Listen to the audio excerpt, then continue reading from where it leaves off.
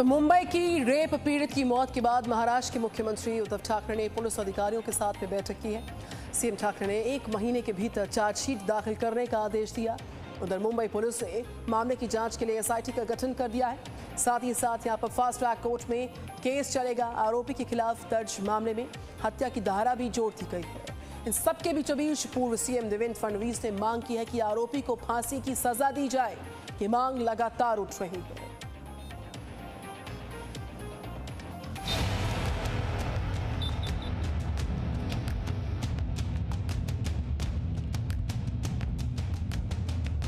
जो घटना हुई है उसके 10 मिनट के अंदर में पुलिस वहां पे पहुंची है। महिला के साथ वारदात हुई है वो नहायत ही शर्मनाक और दर्दनाक है।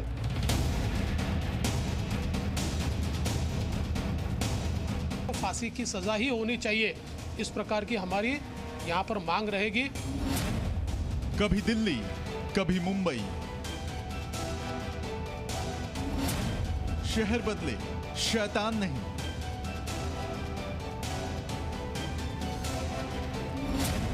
मुंबई की निर्भया का सवाल।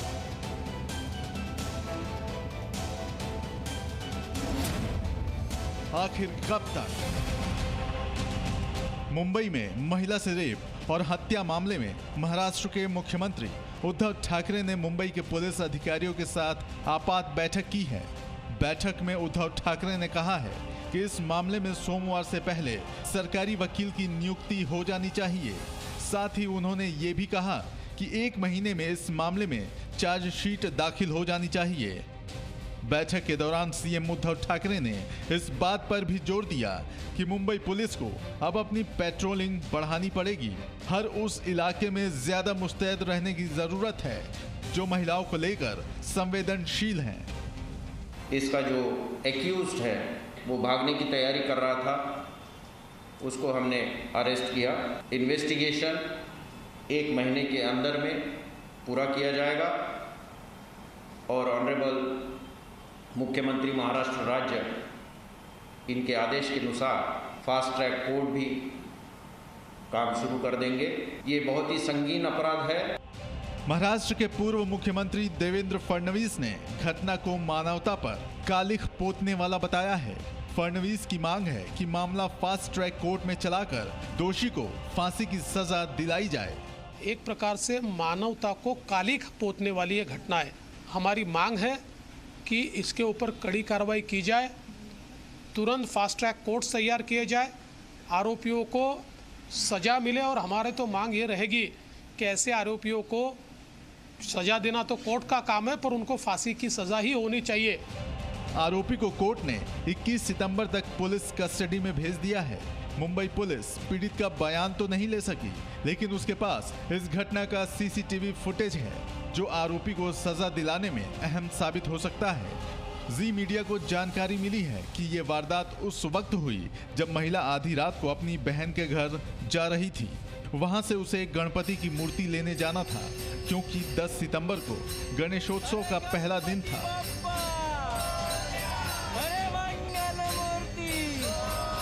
और वो गणपति बप्पा की भक्त थी। अंकुर त्यागी, जी मीडिया, मुंबई। सवाल लगातार उठ रहे हैं। सवाल ये उठ रहा है कि जैसा इंसाफ हैदराबाद में हुआ, क्या मुंबई में वैसा इंसाफ हो पाएगा? 27 नवंबर 2019 को हैदराबाद में गैंगरेप के बाद हैवानियत की घटना हुई थी। इसके बाद हैदराबाद पुलिस ने डॉक्टर के साथ रेप करने वाले 4 आरोपियों को एनकाउंटर में खत्म किया। अब 10 सितंबर 2021 को दोबारा मुंबई में महिला के साथ रेप हुआ। मुंबई की बेटी को न्याय कब मिलेगा? बड़ा सवाल। न्याय कैसे मिलेगा? ये भी बड़ा सवाल।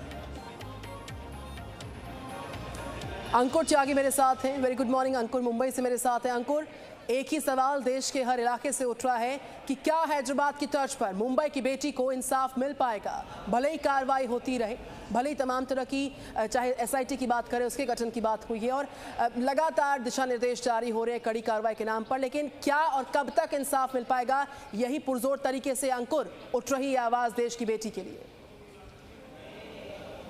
देखिए, कानूनी तौर पे अगर बात की जाए और जिस तरीके से सरकार ने अपनी तरफ से कदम उठाए हैं इस बात में होने के लिए, पहला तो जो मुंबई की अपनी ब्रांडिंग हुई है वो हमेशा इस बात में हुई है कि मुंबई महिलाओं के लिए बेहद सुरक्षित शहर है।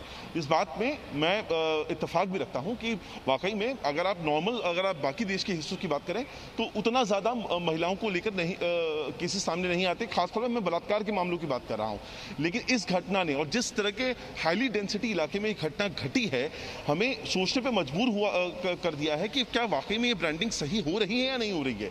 क्योंकि ये पूरा इलाका जहां साकीनाका का इलाका है, जहां पर ये पूरी घटना घटी, इतनी विभत्स घटना, वो बहुत ज़्यादा हाईली डेंसिटी है, बहुत घनत्व है यहाँ जनसंख्या का।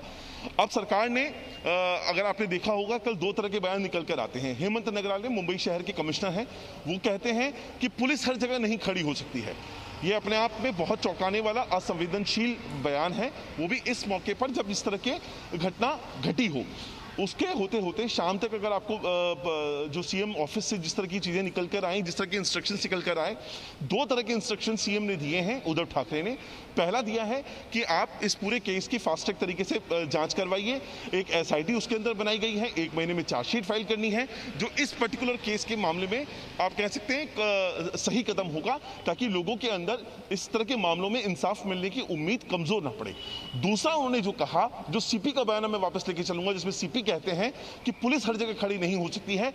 वहां पर पुलिस डिपार्टमेंट को, जहां पे डीजीपी मौजूद थे, महाराष्ट्र पुलिस के मुंबई सीपी मौजूद थे, इसके अलावा सीताराम कोंठे जो कि सेक्रेटरी हैं वो भी वहां पे मौजूद थे। सबकी मौजूदगी में सीएम ने कहा कि आपकी पुलिस को ज्यादा विजिलेंट होना पड़ेगा अगर आपको आम लोगों की सुरक्षा को ध्यान में रखना है। खास तौर पे वुमेन सेफ्टी का जो इशू है उसको ध्यान में रखते हुए पुलिस डिपार्टमेंट को ज्यादा विजिलेंट होना पड़ेगा। तो ये 2 बयान इस बात की तस्दीक करते हैं कि किस तरीके से सरकार इस पूरे मामले को लेकर चल रही है। अंकुर त्यागी, 1 महीने के भीतर चार्जशीट के दाखिल करने के आदेश का जारी होना, एसआईटी के गठन का जिक्र करना, फास्ट ट्रैक कोर्ट में केस चलाने की बात करना, इन सबसे इतर मांग तो सिर्फ ये कि आरोपी को फांसी की सजा दी जाए ताकि नजीर पेश हो सके देशवासियों के सामने और उन आरोपियों के सामने जो आने वाले वक्त पे किसी बेटी के साथ इस तरह का कुकर्म, इस तरह का दरिंदगी न करने पाए। अंकुर त्यागी, देखिए, इस तरह का जो गुस्सा है वाजिब है, हर आम आदमी में होगा। हर घर में एक महिलाएं होती हैं, हर किसी को इस बात की चिंता होती है कि हमारे घर की महिलाएं जब बाहर जा रही हों तो सुरक्षित रहें। और जब इस तरह की घटना सामने आती है, बेहद विभत्स घटना है ये जो साकीनाका में हुई है जाहिर तौर पर, इसीलिए लोगों का गुस्सा फूट भी रहा है। मैंने इससे पहले मुंबई में ही जो शक्ति मिल का जो गैंग रेप हुआ था वो भी कवर किया था, जिसमें कई सारी विक्टिम्स निकलकर सामने आई थी। एक विक्टिम से शुरुआत हुई थी, कई सारी विक्टिम्स सामने आती गई। तब भी लोगों में हमने इस तरह का गुस्सा देखा। लेकिन दिक्कत वाली बात यह है निधि, ये गुस्से की अपनी एक डेडलाइन है। लोगों का गुस्सा इस मोमेंट का है, वो इसके बाद भूल जाते हैं, सरकारें भूल जाती हैं, पुलिस प्रशासन अपनी जिम्मेदारी भूल जाता है। और एक जिम्मेदार आम आदमी होने के नाते, इस देश का सामान्य नागरिक होने के नाते जो मेरी जिम्मेदारियां हैं, मेरे आसपास अगर इस तरह की छेड़खानी हो, मेरे आसपास इस तरह का अगर कुछ हो रहा हो, तो क्या मैं उतना जिम्मेदार हूं कि मैं उसको ढंग से रिपोर्ट करूं, उसको उसी टाइम रोकूं, सुनूं या सुन के इग्नोर नहीं करूं? तो यहाँ पे समाज के हर पक्ष की जिम्मेदारी है, लेकिन वो जो जिम्मेदारी है वो सिर्फ इस तरह के केसेस के दौरान होती है। इस तरह का गुस्सा फूटता है, वो आगे तक हम उसको लेके नहीं जाते हैं। अंकुर त्यागी, मैं लौटती हूँ आपके पास। शहर बदलता है, शैतान नहीं बदलते हैं, यही हमारे देश की हकीकत है और यही हमारे समाज का सच भी है जो हम और आप देखते आए हैं। 2012 में दिल्ली में निर्भया से रेप हुआ था, बर्बरता हुई, पूरे देश में एक ही आवाज़ उठी कि इंसाफ दो निर्भया को, और उसकी मौत के बाद से लगातार जद्दोजहद 7 साल तक जारी रही और उसको इंसाफ मिला। 7 साल के बाद मुंबई में भी एक निर्भया की मौत हो चुकी है। अब उसके इंसाफ की आस में घर घर से आवाज़ उठ रही है। 2 बेटियों की इस बीच माँ थी वो, जो 30 साल की महिला हमारे बीच नहीं रही है, लेकिन 40 साल के एक दरिंदे ने उसके जीवन को ख़त्म कर दिया, उसके साथ रेप किया, बर्बरता की ऐसी हालत में उसको छोड़ दिया जो बोलने में भी मुझे शब्द कम पड़ रहे हैं। डॉक्टर्स के लिए इसको बचाना एक बहुत बड़ी चुनौती थी, बहुत बड़ी चुनौती। आरोपी का नाम है मोहन चौहान। पुलिस पीड़िता का बयान तो नहीं ले पाई, लेकिन उसके पास उस घटना का फुटेज सामने है जो आरोपी को सज़ा दिलवाने में एक बड़ा अहम सबूत साबित हो सकता है। एजी मीडिया को जानकारी मिली है कि ये वारदात उस वक्त हुई जब महिला आधी रात को अपनी बहन के घर जा रही थी, जहां से उसको गणपति की मूर्ति लेने जाना था, क्योंकि 10 सितंबर को गणेशोत्सव के पहला दिन था और वो भी गणपति बप्पा को घर में लाना चाहती थी, भक्त थी उसकी। और आज अगर मुंबई की निर्भया जिंदा होती तो वो वारदात की पूरी कहानी आप तक जरूर पहुंचाती। वो देश से क्या कहती, सुनिए।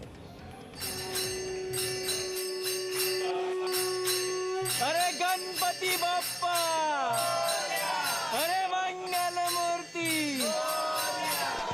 इन लोगों की तरह मैं भी बप्पा की भक्त थी। गणपति के स्वागत की तैयारी कर रही थी। आप तो जानते ही हैं कि मुंबई में गणपति बप्पा की पूजा कितनी धूमधाम से की जाती है। मैं भी बप्पा को अपने घर लाने के लिए निकली थी। 10 सितंबर को बप्पा घर आने वाले थे और मैं आधी रात को ही घर से चली गणपति को लाने। पहले मुझे बहन के घर जाना था और वहां से दोनों बहनें एक साथ बप्पा की मूर्ति लेने जाते। लेकिन मुझे क्या पता था कि मेरे और बप्पा के बीच शैतान आ जाएगा और उसकी बर्बरता मेरी इज्जत और मेरी जिंदगी छीन लेगी। ये घाटकोपर का इलाका है। मेरे पीछे आप राजावाड़ी हॉस्पिटल देख रहे हैं। यहाँ पर 3 दिन पहले जो साकिनाका का इलाका है अंधेरी, वहाँ पर एक महिला जो गणपति के लिए जा रही थी, क्योंकि उसकी बहन के घर पे गणपति आते हैं, तो गणपति लाने के लिए जा रही थी और एक शख्स है 40 साल का, वो उस महिला को के साथ जबरदस्ती बलात्कार करता है। 10 सितंबर देर रात 2:57 का समय था। लेकिन मुझे क्या पता था कि वो बर्बर सड़क के किनारे मुझे हिंसक जानवर की तरह नोच खाएगा। मुझे तो यही लगता था कि मुंबई में महिलाएं बेहद सुरक्षित हैं। यहाँ दिन हो या रात 24 घंटे महिलाएं बेखौफ होकर कहीं भी आ जा सकती हैं। लेकिन मुंबई पर मेरा ये भरोसा गलत साबित हो गया। वो दरिंदा रात के अंधेरे में मुझे नोचता रहा। उसने मेरा रेप किया। उसने मेरे साथ ऐसी बर्बरता की जैसे 9 साल पहले दिल्ली में निर्भया के साथ की गई थी। वो दिल्ली की निर्भया थी, मैं मुंबई की निर्भया बन गई। उसके शरीर के जो मानवीय अंग हैं, जो अंदरूनी मानवीय अंग हैं, उन तक को बाहर निकाल दिया गया। जब पुलिस उस महिला को लेकर इस हॉस्पिटल में आई तो उनके हाथ में उस महिला के मानवीय अंग थे।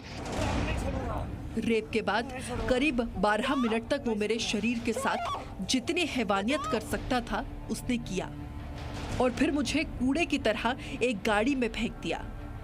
एक वॉचमैन की नजर मुझ पर पड़ी तो उसने पुलिस को बताया। कंट्रोल रूम में फोन आता है कि कुछ लोग एक महिला को मार रहे हैं। 10 मिनट के अंदर में हमारी लोकल पुलिस स्टेशन की गाड़ी वहाँ पे पहुँची, ऑफिसर वहाँ पे पहुँचे और वहाँ पे उन्होंने राजावाड़ी हॉस्पिटल में इस महिला को एडमिट किया और डॉक्टरों ने तुरंत ही उनका इलाज भी शुरू कर दिया। उस चौकीदार के स्टेटमेंट के ऊपर हमने साकिनाका पुलिस स्टेशन में 307, 376 के तहत गुन्हा दाखिल किया। इसका जो एक्यूज्ड है उसको हमने अरेस्ट किया। डॉक्टर ने मुझे बचाने की बहुत कोशिश की, लेकिन सब बेकार हो गया। मेरी सांसों के साथ अब मेरी असली पहचान भी मिट गई और आप सबके बीच में मरने के बाद मुंबई की निर्भया बनकर रह गई। जिस प्रकार से ये घटना हुई है, एक प्रकार से मानवता को कालिख पोतने वाली ये घटना है। दिल्ली की निर्भया की घटना को, उसकी जो याद है उसको ताज़ा करने वाली इस प्रकार की ये घटना है। हमारी मांग है कि इसके ऊपर कड़ी कार्रवाई की जाए। महिला के साथ जिस प्रकार से ये घटना हुई है, ये बिल्कुल दिल्ली के निर्भया की जो घटना हुई थी उसके साथ ही वैसी ही है। सिर्फ वो कम, उसकी उम्र कम थी और इनकी उम्र 35 है। आज हम वहाँ पे जाके देखे आए, मेरे पास शब्द नहीं है। लोग मुझे न्याय दिलाने के लिए प्रदर्शन कर रहे हैं। विपक्ष गुनहगार की फांसी की मांग कर रहा है। महाराष्ट्र की गृह मंत्री, मुंबई की मेयर और महिला आयोग सबके बयान आ रहे हैं। नागरिकों ने फ़ोन किया, वो कह रहा था कि कुछ झगड़ा चालू है। तो मुझे लगता है कि ये सब देखते हुए बहुत ही जो हमारे पुरुष है उनमें क्रूरता बहुत बढ़ रही है। ऐसी क्रूरता क्यों बढ़ती है? Only one accused is arrested.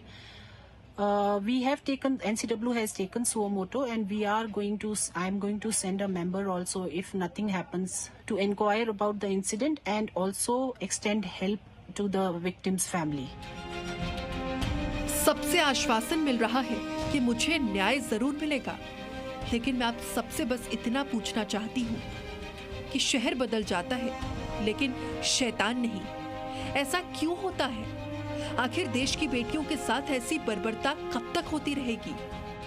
आज मैं कल कोई और। क्या भारत की महिलाओं की नियति यही है? अंकुर त्यागी के साथ ब्यूरो रिपोर्ट, जी मीडिया। और हमारे साथ हमारे सहयोगी अंकुर त्यागी लगातार मुंबई से बने हुए हैं। तमाम कड़े दिशा निर्देश अंकुर जारी कर दिए गए हैं। एसआईटी के गठन की बात है, चार्जशीट की बात है, लेकिन निर्भया को इंसाफ को लेकर जो देश भर से आवाज़ उठ रही है उस पर भी हम लगातार एक बड़ा कवरेज कर रहे हैं। हर घर से यही आवाज़ निकल रही है कि कानून में संशोधन हो, आरोपियों में खौफ पैदा हो और साथ ही साथ आने वाले वक्त में देश को एक और निर्भया न मिलने पाए। लिहाजा मुंबई में किस तरह का रोष आप देख पा रहे हैं? लगातार इस खबर को आप बहुत करीब से कवर कर रहे हैं अंकुर त्यागी। मैं कल हॉस्पिटल में था। हॉस्पिटल में कई और लोग भी वहाँ पर मौजूद थे जो अपने अपने रिश्तेदारों के साथ, जो मरीज थे उन सब के साथ आए हुए थे। ये वही हॉस्पिटल था जहाँ पे मुंबई की जो निर्भया है उसको इलाज के लिए रखा गया था। 33 घंटे ये इलाज चला है और जैसे जैसे मीडिया आनी शुरू हुई और जैसे उनको इस केस के बारे में पता चला, इसकी विभत्सता के बारे में पता चला, आप यकीन मानिए लोगों का जो गुस्सा था वो हमसे ऑफ द कैमरा आकर बात करते हैं और बोलते हैं कि ऐसे लोगों को गोली क्यों नहीं मार देनी चाहिए, या उनका अपना जो रोष था वो अलग अलग तरीके से जाहिर हो रहा था। हर किसी को इस बात की चिंता रहती है और मैं बार बार कहता हूं कि मुंबई की ब्रांडिंग ही हमेशा इस नाम पे हुई है कि मुंबई महिलाओं के लिए सबसे सुरक्षित शहर है। यहाँ पर आप अगर पब्लिकली इस तरह की घटना हो रही है, अगर उसको कोई नहीं सुना है या सुनकर किसी ने इग्नोर कर दिया है तो उसमें इस मामले की जो संवेदनहीनता है वो पूरी निकलकर सामने आती है। और हालांकि एक वहाँ पे सिक्योरिटी गार्ड था, उसने इस घटना को होते हुए देखा, पुलिस को रिपोर्ट भी किया, लेकिन जब ये घटना हो रही थी तब लोग वहाँ पे क्यों नहीं थे जब वो बहुत हाईली डेंसिटी इलाका था। Presenting B News app, available on Google Play and App Store. Download it now.